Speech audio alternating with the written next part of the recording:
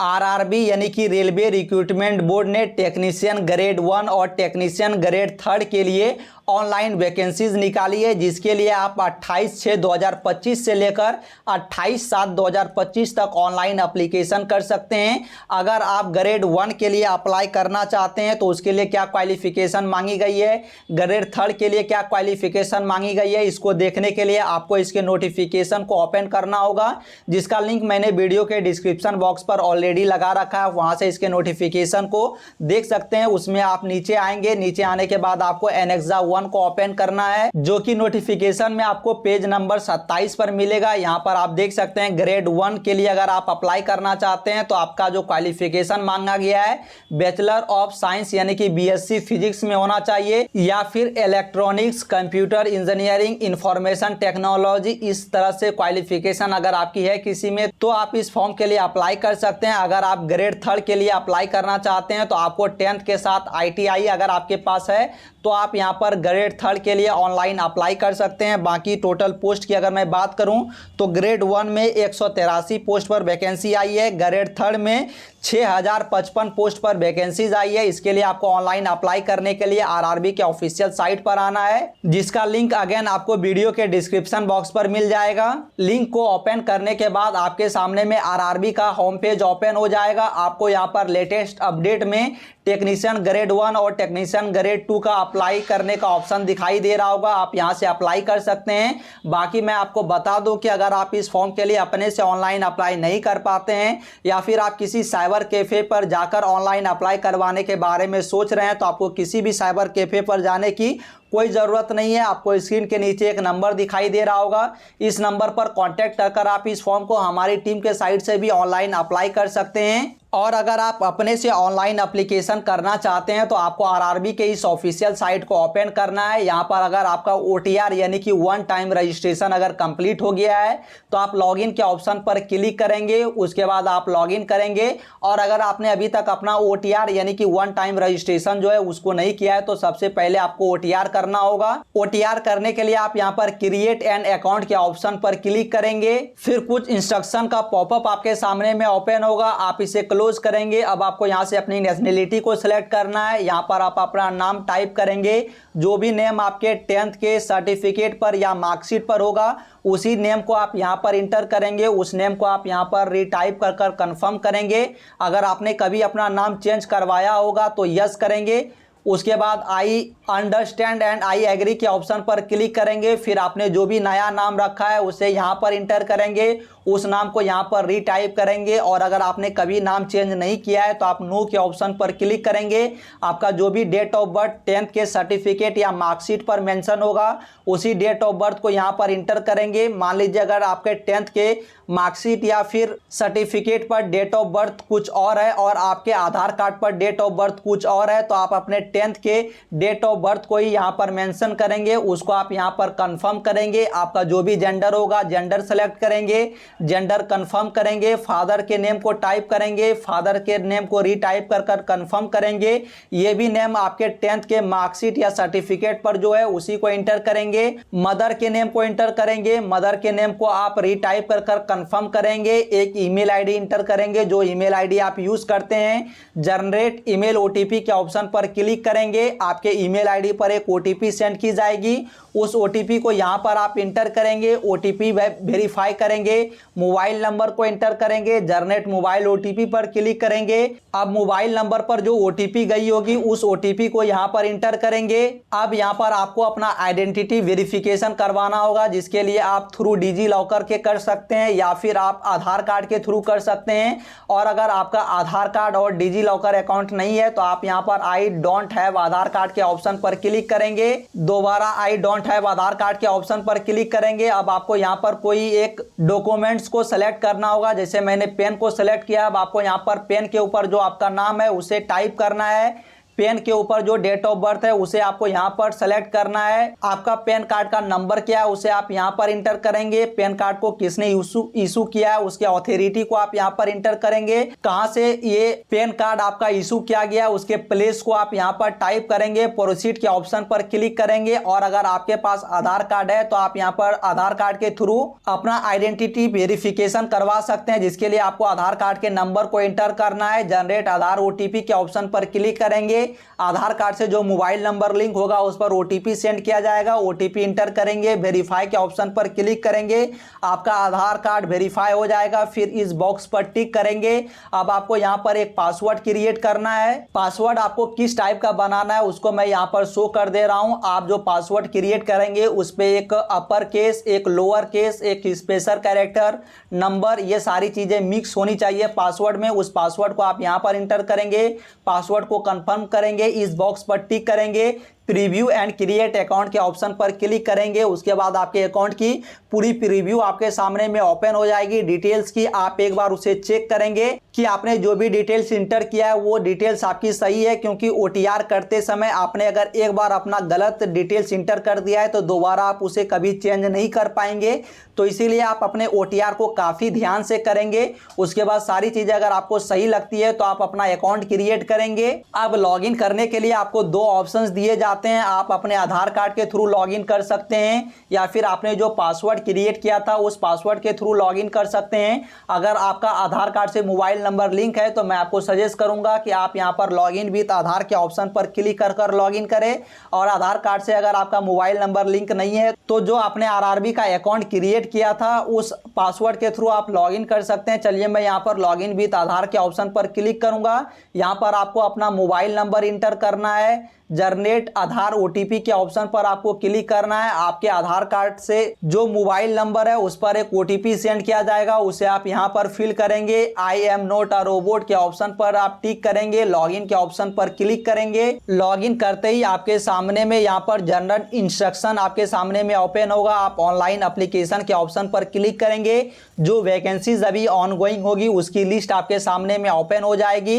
यहां पर आप अगर ग्रेड 1 के लिए अप्लाई कर रहे हैं तो आप इस ऑप्शन पर क्लिक करेंगे कि आप किस आरआरबी के लिए अप्लाई करना चाहते हैं। उस आरआरबी को आप यहां से सेलेक्ट करेंगे। अगर आप ग्रेड 3 के लिए अप्लाई करना चाहते हैं तो आप यहां पर नीचे वाले में आरआरबी सेलेक्ट करेंगे कि आप किस आरआरबी के लिए अप्लाई करना चाहते हैं। फिर आप दोनों बॉक्स के ऊपर टिक करेंगे। नेक्स्ट के ऑप्शन पर क्लिक करेंगे। अब यहां पर आपकी पर्सनल डिटेल्स ओपन हो जाएगी। कुछ डिटेल्स आपके ओटीआर से यहां पर ऑटोमेटिक फेच कर लिया गया होगा। अब आपको यहां पर मैरिटल स्टेटस अपना सेलेक्ट करना है। उसके बाद आपका जो भी रिलीजन है रिलीजन सेलेक्ट करेंगे। आप किस लैंग्वेज में एग्जाम देना चाहते हैं उस लैंग्वेज को आप यहां से सेलेक्ट करेंगे। फिर अगर आपके फेस पर कोई आइडेंटिफिकेशन मार्क यानी कि पहचान चिन्ह अगर हो तो उसे आप यहां पर इंटर करेंगे। और अगर आपके बॉडी या फेस पर कोई भी आइडेंटिफिकेशन मार्क नहीं है तो आप यहां पर नो मार्क इंटर करेंगे। यहां पर भी आप नो मार्क इंटर करेंगे। फिर आपका कम्युनिटी क्या है आप उसे यहां से सेलेक्ट करेंगे कि आप किस कैटेगरी से बिलोंग करते हैं। आप जिस भी कैटेगरी से आते हैं उसे आप यहां पर सेलेक्ट करेंगे। आप अगर ओबीसी सेलेक्ट करेंगे तो फिर आपसे पूछा जाएगा कि आप ओबीसी क्रीमी लेयर या फिर नॉन क्रीमी लेयर में आते हैं। तो आप जहां जिसमें भी आते हैं उसे आप यहां पर सेलेक्ट करेंगे। I understand and I agree के ऑप्शन पर क्लिक करेंगे। फिर आपको सर्टिफिकेट की पूरी डिटेल्स इंटर करनी होगी। और अगर आप यूआर से यानी कि जनरल कैटेगरी से आते हैं तो आपको कोई भी डिटेल्स इंटर नहीं करना होगा। फिर अगर आप एससी एसटी कैटेगरी से आते हैं तो आपको यहां पर I understand and I agree के ऑप्शन पर क्लिक करना है।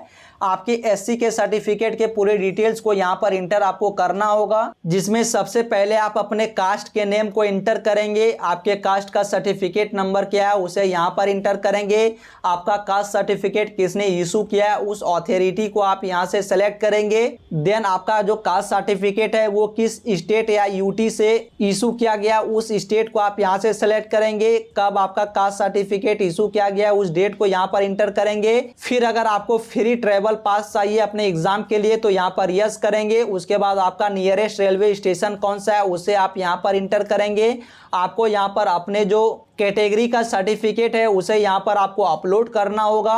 अब यहाँ पर आपको अपना पोस्टल एड्रेस इंटर करना होगा, जिसमें सबसे पहले आपको अपना प्रेजेंट एड्रेस यानी जहाँ आप अभी प्रेजेंट में रह रहे हैं उस एड्रेस को इंटर करना होगा। स्टेट, डिस्ट्रिक्ट, फुल एड्रेस और आपका नियरेस्ट सिटी कौन सा है उस सिटी के नेम को इंटर करेंगे। पिन कोड कौन सा है, पिन कोड इंटर करेंगे। उसके बाद आपको यहाँ पर अपना परमानेंट एड्रेस इंटर करना होगा। अगर आपका जो प्रेजेंट एड्रेस और परमानेंट एड्रेस दोनों सेम है तो इस एड्रेस को फिल करने के बाद आप इस बॉक्स पर टिक करेंगे।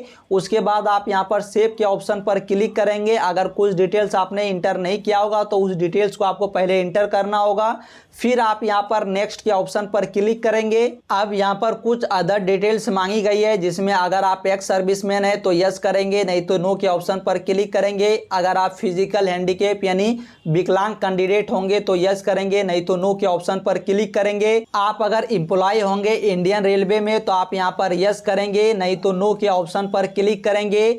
आप अभी प्रेजेंट में अगर कहीं काम कर रहे हैं तो उसके डिटेल्स को आप इंटर करेंगे कि आप कहाँ काम कर रहे हैं। आप अगर किसी सेंट्रल गवर्नमेंट में काम कर रहे हैं, स्टेट गवर्नमेंट में, पीएसयू में, जहाँ भी काम कर रहे हैं उसे आप सेलेक्ट करेंगे। अगर आप कहीं काम नहीं कर रहे हैं तो नोट अप्लीकेबल के ऑप्शन पर क्लिक करेंगे। अगर आपने अप्रेंटिस करके रखा है और उसका जो कोर्स का सर्टिफिकेट है वो अगर आपके पास है तो आप यहाँ पर यस करेंगे। फिर आप किस ट्रेड में आपने अप्रेंटिस करके रखा है उसके ट्रेड के नेम को आप इंटर करेंगे। कब से कब तक आपने किया है उस डेट को यहाँ पर इंटर करेंगे। आपका टोटल ड्यूरेशन आपके सामने में यहाँ पर आ जाएगा। फिर अगर आपका रिजल्ट डिक्लेयर हो गया है तो आप यहाँ पर यस के ऑप्शन पर क्लिक करेंगे। आपको सर्टिफिकेट नंबर इंटर करना होगा, सर्टिफिकेट कब इशू किया गया उस डेट को इंटर करना होगा। और अगर आपने अप्रेंटिस नहीं करके रखा है तो आप यहाँ पर नो के ऑप्शन पर क्लिक करेंगे। फिर आपको यहाँ पर अपने बैंक डिटेल्स को इंटर करना होगा, जिसमें अगर आपको फ़ी लगने वाली होगी तो एग्ज़ाम देने के बाद आपको कुछ फ़ी जो है वो रिफंड किया जाता है, जिसे आप किस बैंक अकाउंट में लेना चाहते हैं उस बैंक अकाउंट के डिटेल्स को आप यहाँ पर इंटर करेंगे, जिसमें बैंक अकाउंट होल्डर का नाम इंटर करेंगे। बैंक अकाउंट का जो भी नंबर होगा उसे आप यहाँ पर टाइप करेंगे, फिर आप उसे यहाँ पर कंफर्म कर देंगे। आपका जो भी IFSC कोड होगा उसे आप यहाँ पर इंटर करेंगे। कंफर्म के ऑप्शन पर जब आप क्लिक करेंगे तो फिर आपका जो भी ब्रांच वगैरह होगा और जो भी बैंक का नाम होगा वो आपके सामने में यहाँ पर आ जाएगा। अब आप यहाँ पर नेक्स्ट के ऑप्शन पर क्लिक करेंगे। अब एजुकेशन क्वालिफिकेशन का ऑप्शन आपके सामने में ओपन होगा। अगर आपने पहले RRB का कोई भी फॉर्म भरा होगा तो उसमें आपने जो भी अपना क्वालिफिकेशन इंटर किया होगा उसका डिटेल्स आपको यहाँ पर शो हो जाएगा। जैसे कि मेरा 10th का डिटेल्स यहाँ पर आपको शो हो रहा होगा। उसके बाद आपका 10th के अलावा अगर कोई क्वालिफिकेशन है जो कि यहाँ पर ITI मांगा गया है तो आप ITI के ऑप्शन पर क्लिक करेंगे, ITI के डिटेल्स को इंटर करेंगे। और अगर आपका कोई भी क्वालिफिकेशन डिटेल्स यहाँ पर ऐड नहीं है तो सबसे पहले आपको यहाँ पर 10th का ऑप्शन दिखाई देगा। आप 10th के ऑप्शन पर क्लिक कर 10th के डिटेल्स को इंटर करेंगे। चलिए फिलहाल मैं यहाँ पर अपने ITI के डिटेल्स को इंटर करूंगा, जिसमें आपने ITI किस स्टेट से किया है उस स्टेट के नेम को आप यहाँ पर इंटर करेंगे। किस स्टेट से किया है स्टेट के नेम को इंटर करेंगे। डिस्ट्रिक्ट यहाँ से इंटर करेंगे। आपका इंस्टीट्यूट का क्या नाम था उसे आप यहाँ पर टाइप करेंगे। डेट ऑफ पासिंग यानी आपने ITI कब पास किया उस डेट को इंटर करेंगे। आपका सर्टिफिकेट किसने इशू किया है, NCVT या फिर SCVT, आप उसे सेलेक्ट करेंगे। आपका सर्टिफिकेट का क्या टाइप है, नेशनल ट्रेड सर्टिफिकेट है या फिर स्टेट ट्रेड सर्टिफिकेट है, उसे आप यहाँ पर सेलेक्ट करेंगे।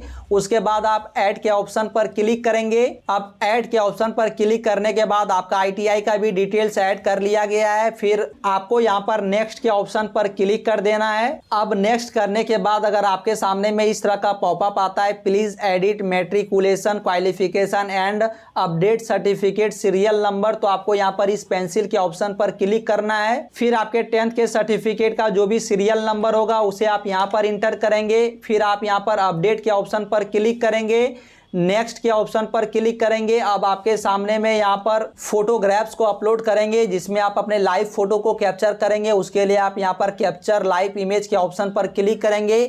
आपके सिस्टम पर जो भी वेबकैम लगा होगा वो ओपन हो जाएगा, वहाँ आप लाइव फोटो को कैप्चर करेंगे। या फिर अगर आप अपने लाइव फोटो को मोबाइल से कैप्चर करना चाहते हैं तो आप capture live image from mobile के ऑप्शन पर क्लिक करेंगे।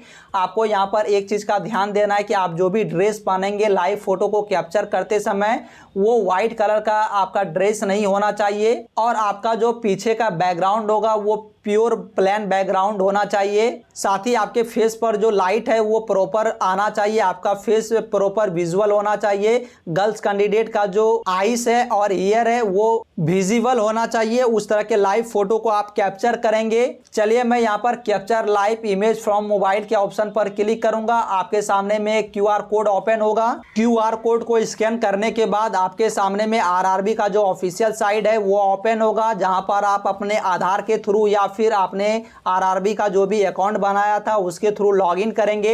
ये वाला पेज ओपन होगा जिसमें आपको एक ही ऑप्शन दिखाई देगा, capture live image from mobile का। आप इस पर क्लिक करेंगे, आपके सामने में कैमरा ओपन होगा। कैमरा से आपको लाइव फोटो को कैप्चर करना है, फिर आपको सेव कर देना है। आपका जो लाइव फोटो है वो सेव हो जाएगा। जैसे यहाँ पर मैंने अपना लाइव फोटो को कैप्चर किया है। आपका अगर लाइव फोटो कैप्चर नहीं हो रहा है या फिर किसी भी तरह का प्रॉब्लम फेस करना पड़ रहा है तो आपको स्क्रीन पर नंबर दिखाई दे रही होगी, इस नंबर पर कांटेक्ट कर सकते हैं। फॉर्म फिलअप से लेकर आपका जो लाइव फोटो कैप्चर तक पूरी गाइड हमारी टीम आपको करेगी। फिलहाल मैंने अपना लाइव फोटो यहाँ पर कैप्चर कर लिया है। उसके बाद यहाँ पर मैंने अपने सिग्नेचर को भी अपलोड कर दिया है। सिग्नेचर का गाइडलाइंस आपको यहाँ पर दिखाई देगा। JPG या फिर JPEG फॉर्मेट में आपका सिग्नेचर होना चाहिए। व्हाइट पेज पर ब्लू या फिर ब्लैक पेन से आप अपने सिग्नेचर को करेंगे, जिसका साइज 30 KB से लेकर 49 KB के बीच में होना चाहिए। और इसका जो डायमेंशन है, हाइट में 60 पिक्सल और विड्थ में 140 पिक्सल होना चाहिए। उस तरह के सिग्नेचर को यहाँ पर आप अपलोड करेंगे। सेव के ऑप्शन पर क्लिक करेंगे, नेक्स्ट करेंगे। नेक्स्ट करते ही अब आपका जो भी पोस्ट प्रेफरेंस होगा आपके क्वालिफिकेशन के अकॉर्डिंग वो यहाँ पर ओपन हो जाएगा। आपको जिस भी पोस्ट को सबसे ऊपर पर रखना है उसे यहाँ पर प्लस करेंगे। फिर उसके बाद जिसको रखना है आपको प्लस करते जाना है। यहाँ पर आप अपने जिस भी अकॉर्डिंग में अपने पोस्ट को रखना चाहते हैं उसे आप यहाँ पर प्लस के ऑप्शन पर क्लिक कर सेलेक्ट करेंगे। फिर नीचे आएंगे, इस बॉक्स पर आप टिक करेंगे। देन आपको इस बॉक्स पर टिक करना है। अब आप ये फॉर्म किस जगह से फिल कर रहे हैं उस एड्रेस को आपको यहाँ पर इंटर करना होगा। देन फिर से आपको सेव करना है। सेव करने के बाद आपको प्रीव्यू एप्लीकेशन के ऑप्शन पर क्लिक करना है। अब आपके सामने में आपके फॉर्म की पूरी प्रीव्यू ओपन हो जाएगी। आपको स्क्रॉल कर सबसे नीचे आना है। फिर अगर आपका सारा डिटेल्स आपको सही नजर आता है तो आप यहां पर इस बॉक्स पर टिक कर सबमिट के ऑप्शन पर क्लिक करेंगे।